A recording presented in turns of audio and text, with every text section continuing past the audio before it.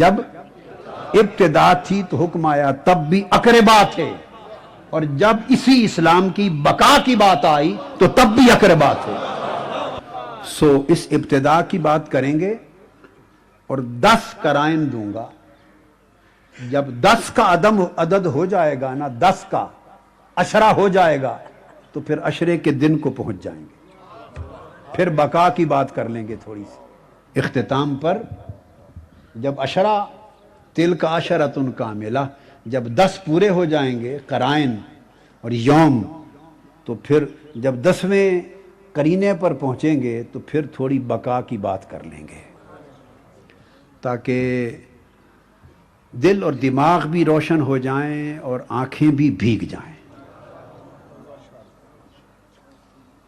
تو اس حدیث پاک جس کا میں نے ذکر کیا کہ جب آیت اتری کہ اپنے اقربا کو یہ پیغام پہنچا دیں، پیغام توحید، حضور صلی اللہ علیہ وآلہ وسلم کوہ صفا پر سب کو اکٹھا کیا۔ اس میں غیر لوگ نہیں تھے، صرف سرداران قریش تھے، خاندان کے لوگ تھے قریش، اور اکٹھا کر کے معروف حدیث ہے، معروف واقعہ ہے، اس کو نہیں دہراتا۔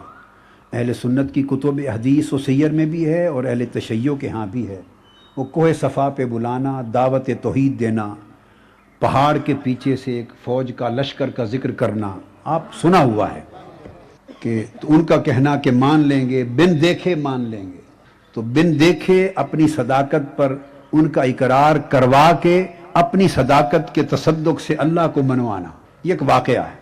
جب یہ بات ہو گئی، نہ کرو بیٹے، جب یہ بات ہو گئی تو جن کے نصیب میں ایمان نہیں تھا وہ بڑبڑانے لگے، اور ان میں پیش پیش ابو لہب تھا، اور اس نے کچھ نازیبا کلمات بھی کہے کہ اے محمد صلی اللہ علیہ وسلم، تم نے ہمیں یہ کہنے کے لیے اکٹھا کیا تھا۔ چنانچہ مجمع ڈسپرس ہو گیا۔ اب اس آیت کے شان نزول میں جو بات بتانا چاہتا ہوں، ڈسپرس ہو گیا تو آقا علیہ الصلوۃ والسلام گھر آئے تو مولا علی المرتضیٰ جب بعثت ہوئی، اعلان نبوت ہوا، تو حضرت مولا علی کی عمر کیا تھی؟ کسی نے 9 سال کہا روایتوں میں، کسی نے 10 کہا، کسی نے 12، کسی نے 14، بس یہ روایتیں ہیں۔ مقصد یہ کہ بالکل نوجوانی کی عمر تھی، بالکل نوجوانی کی عمر تھی، نو عمری تھی۔ یہ بات خاص نکتے والی ہے، نو عمری تھی، اور اس عمر کا بچہ 9، 10 سال، 12 سال عمر کا بچہ ہو، وہ کوئی اس کا اپنا گھر الگ ہوتا ہے رہنے کا یا باپ کے گھر میں رہتا ہے؟ میں تو بڑی سادہ بات کروں گا جس پر دوسری بات کی گنجائش نہ ہو، کہاں رہتا ہے؟ اگر آپ کے بچے بھی 9، 10 سال کی عمر میں الگ کرائے کا مکان لے کے رہتے ہیں تو کہہ لیں کہ مولا علی کسی الگ مکان میں رہتے تھے۔ اگر اس عمر کا بچہ باپ ہی کے گھر رہتا ہے تو پھر اتنی بات کو ذرا ذہن میں محفوظ کر لیں۔ آپ نے حضرت علی کو بلایا، وہ ابھی علی ہیں، وہ مولا غدیر میں بنے، مگر وہ بھی وہی بات جو میں نے کہی، وہ مولائیت کا اعلان ہے۔ جن کو ولایت ملنی ہے وہ مل تو پہلے چکی ہوتی۔ آپ نے بلایا، فرمایا علی اپنے گھر۔ اب یہ جو کل بلائے تھے ہم نے کوہ صفا پر، سارے قریشی سردار اور بڑے بڑے پگوں والے، گھروں والے سردار، ان کو پھر اپنے گھر بلا اور اچھا کھانا پکا اور ان کی دعوت کر، تاکہ گھر میں آ کے پھر میں بیٹھ کر ان پر محنت کروں اور دعوت توحید دوں۔ امام ابن جریر طبری روایت کرتے ہیں۔ اب میں پہلے حوالے دے لوں آپ کو تاکہ پتہ چل جائے کہ یہ کوئی یوں ہی چلتے چلتے کسی مورخ نے کہہ دی ہے، کہ بڑی ثقہ، ٹھوس اور محقق بات ہے۔ حوالے سن لیں، امام ابن جریر طبری، امام بیہقی، حوالے سب اس لیے میں بتا رہا ہوں آپ کو کہ اگر یہ بات آپ نے کہی، اگر اہل تشیع اور ملت جعفریہ کی کتب حدیث اور کتب سیر کے حوالے دیے تو وہ اس بات پر اس کا معنی کچھ اور ہوگا، اور اگر اہل سنت کی کتب حدیث اور کتب سیر کی اپنی کتب حدیث و سیر کے حوالے دوں تو معنی اور ہوگا. سو میں اہل سنت کی کتب حدیث اور کتب سیر ہی کو لے رہا ہوں. تو امام بیہقی عظیم محدث ہیں، انہوں نے روایت کیا. امام ابن جریر طبری نے روایت کیا. امام ابن اسیر نے روایت کیا. امام ابن کثیر نے روایت کیا. امام ابن عساکر نے روایت کیا.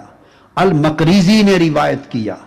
یہ تمام محدثین جو ساتوں کے حوالے میں نے دیے بیان کرتے ہیں کہ آقا علیہ السلام نے فرمایا علی کھانا کر. تو چنانچہ مولا علی المرتضیٰ نے اپنے گھر ان سارے سرداران قریش کو بلا کے حضور کی دعوت توحید کی اشاعت کے لیے دسترخوان بچھایا، کھانا پکایا اور آقا کو بلایا اور پہلا جلسہ رچایا.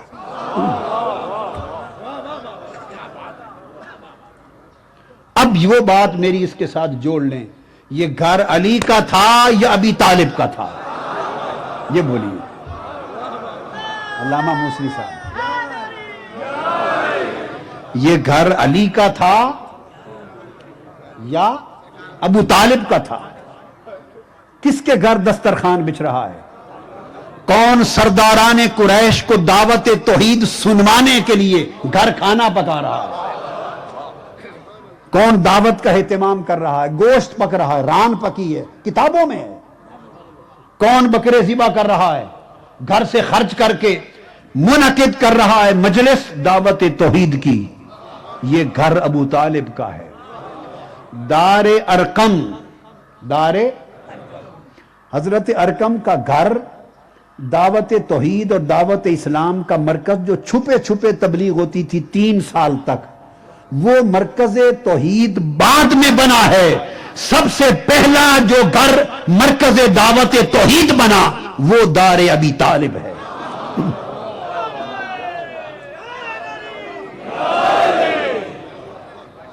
چنانچہ آقا علیہ السلام تشریف لے گئے.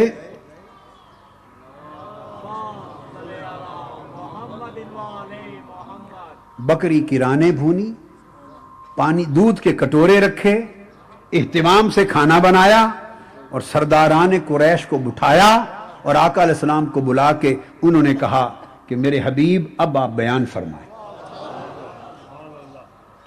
تو حضور صلی اللہ علیہ وآلہ وسلم نے اس گھر میں سب سے پہلے پہلا جلسہ کوہ صفا پر اور دوسری مجلس اور نشست دعوت توحید کی دار ابی طالب میں. اور پھر آقا علیہ السلام نے پھر پورا خطاب کیا. اور یہ آرگنائزر میزبان کون تھے؟ حضرت ابو طالب تھے. میزبان حضرت ابو طالب تھے اور آرگنائزر علی المرتضیٰ تھے. اس کے بعد دوسرے دن پھر دعوت کی ان سب کتب میں. آقا پھر تشریف لائے اور پھر جلسہ ہوا، کھانا ہوا اور آقا نے دعوت توحید دی. تیسرے دن پھر دعوت کی اور پھر جلسہ ہوا.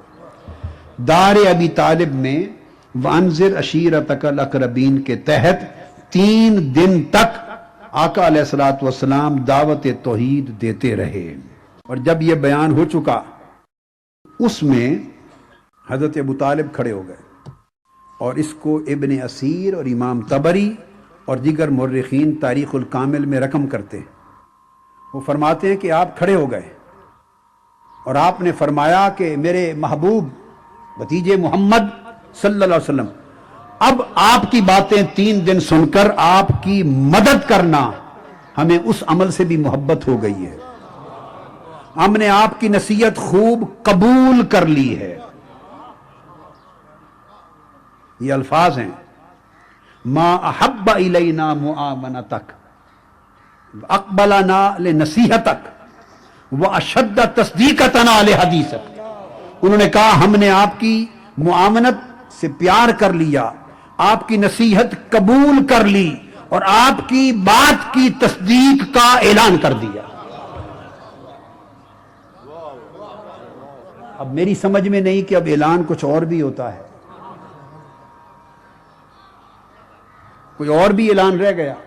وہ حضرت ابو طالب جس اعلان کا انتظار لوگوں کو ان کی عمر مبارک کے آخری دن تک ہے کہ کب کرتے ہیں کب کرتے ہیں کب کرتے ہیں، یارو تمہارے کانوں تک آواز نہ پہنچے تو ہمارا وہ تو پہلے دن کا کر چکے ہیں، وہ تو پہلے دن کا کر چکے ہیں،